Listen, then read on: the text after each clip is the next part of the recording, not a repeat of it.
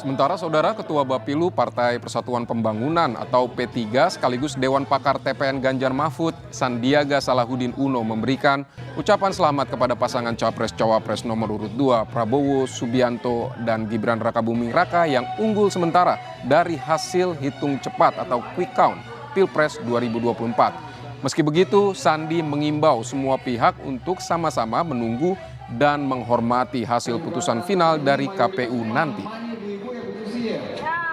Mana suaranya Mama?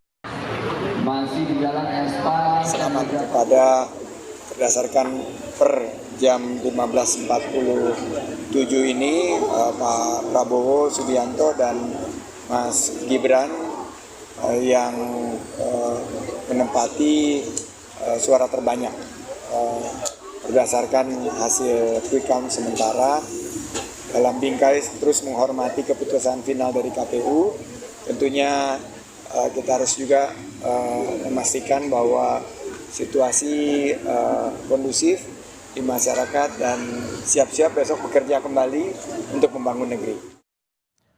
Kabar selanjutnya, Capres Pemilu 2024 Prabowo Subianto merespon hasil hitung cepat sejumlah lembaga survei. Prabowo meminta pendukungnya untuk tidak sombong dengan hasil hitung cepat tersebut.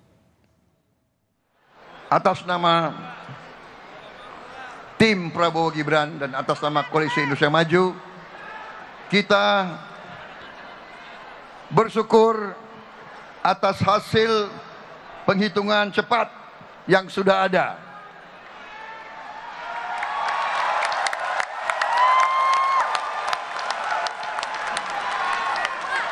Semua penghitungan, semua lembaga survei, termasuk lembaga-lembaga yang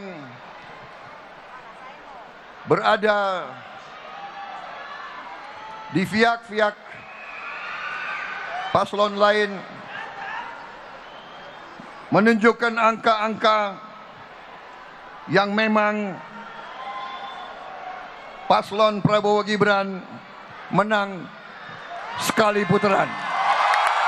Saya bersama Mas Gibran berpesan, menyampaikan, walaupun kita bersyukur, kita tidak boleh sombong. Kami tidak mengira angka dari quick count setinggi ini. Ini saya yakin ini angka yang tinggi ini karena anak-anak muda semua.